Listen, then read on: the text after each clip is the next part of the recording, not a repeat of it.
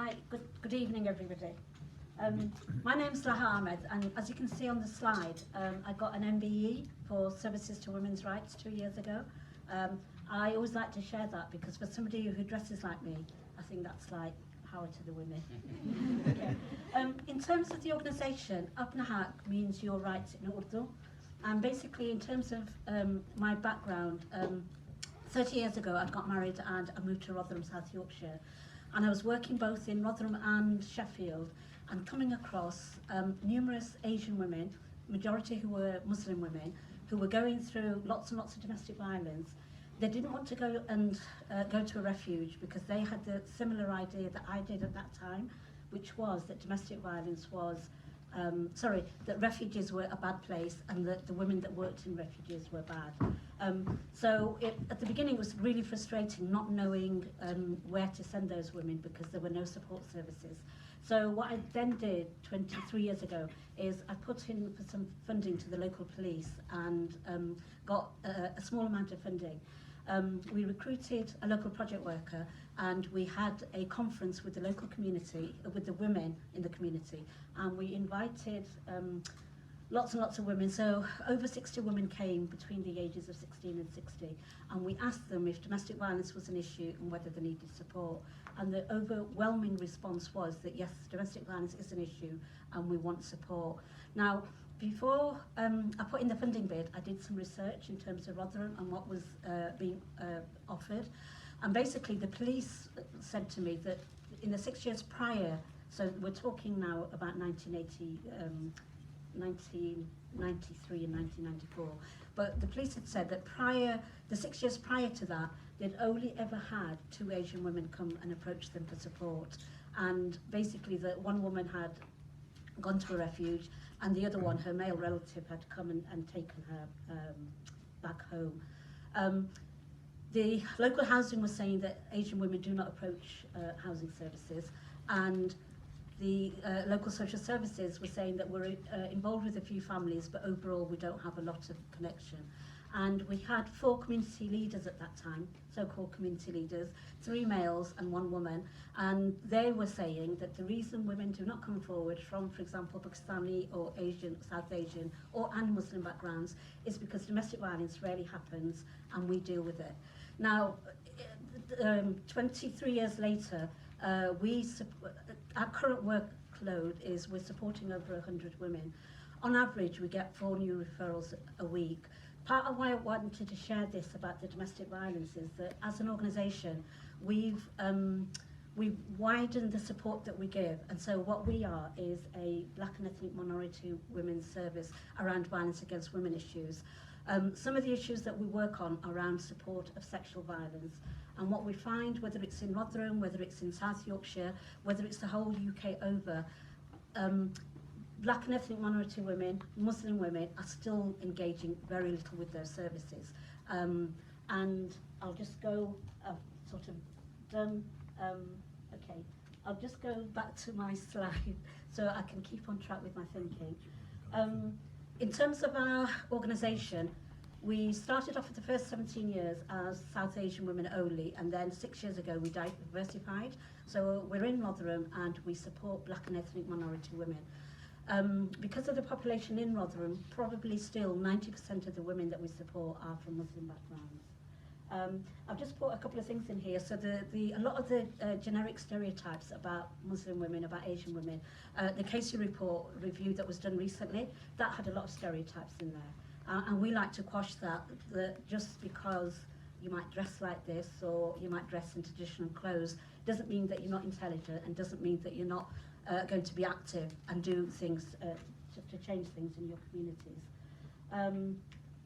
This just a quick to show you that in terms of our organisation, we are quite political with a small p, and part of that politicalness came about.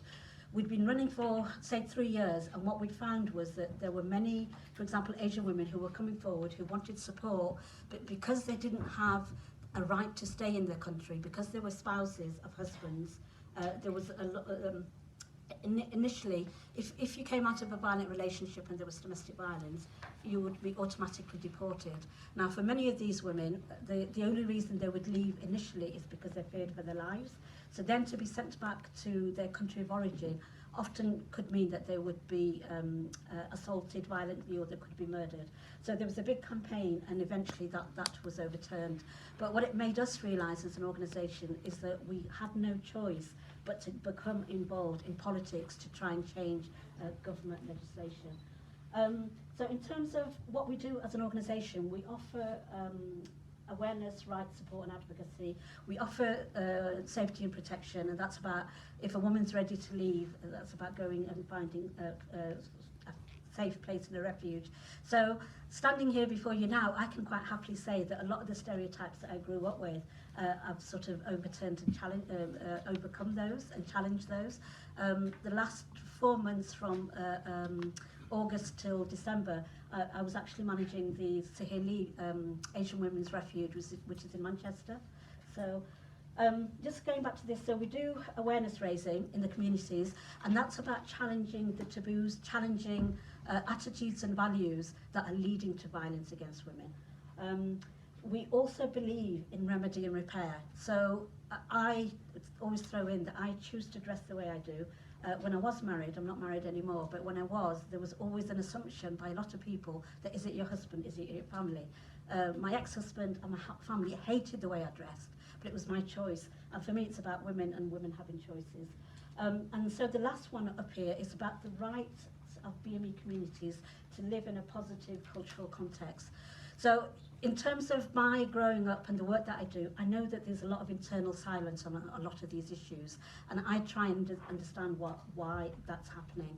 And if I just throw you a quick example, 2 years ago I went to, it was a global conference around violence against women, and I went to a presentation by a solicitor who'd come from Pakistan, which is my country of origin, and basically she'd been practicing for 30 years, and what she said was that although outside of Pakistan, the stereotype is that Pakistan is ruled by Islamic Sharia law.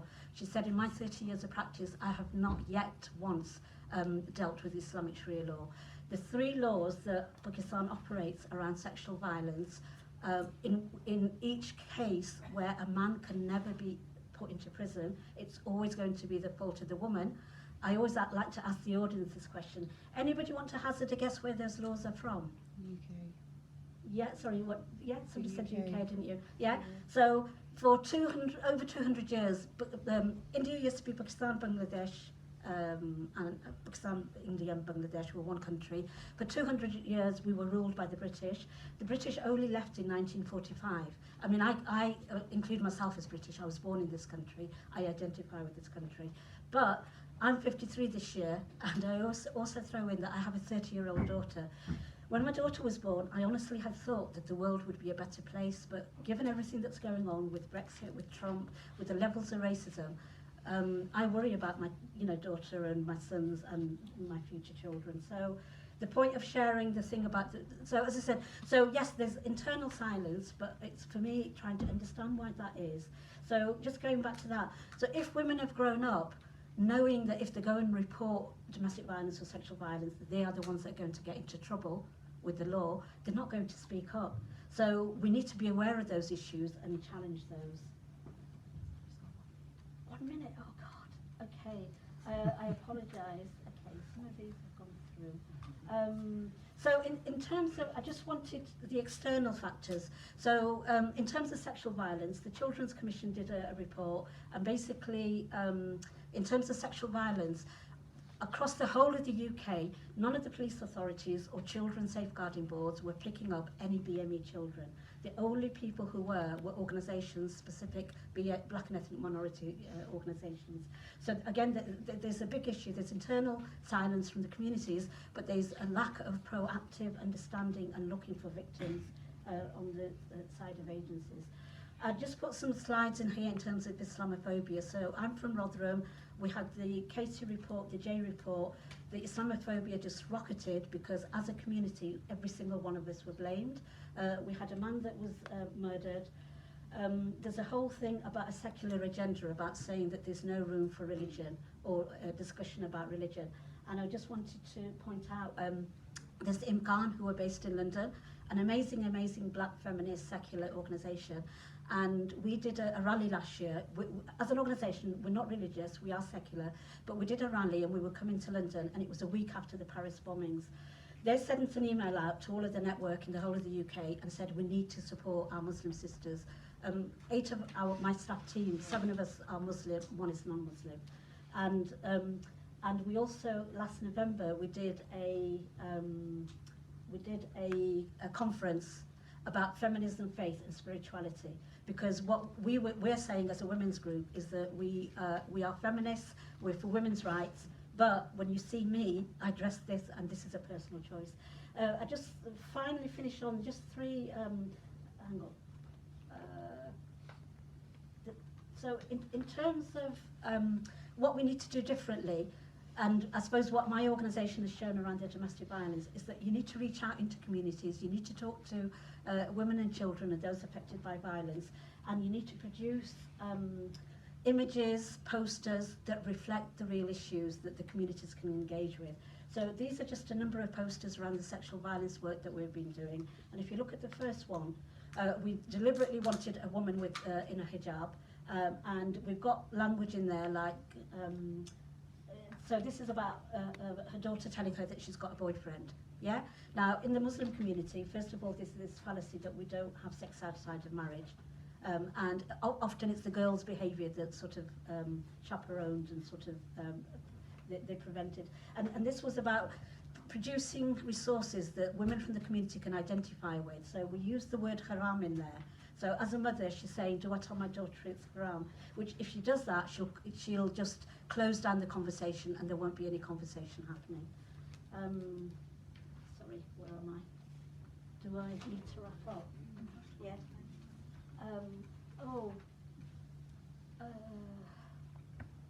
Yeah, so I apologise, I've really sort of rushed that, but I hope that was useful. Yeah?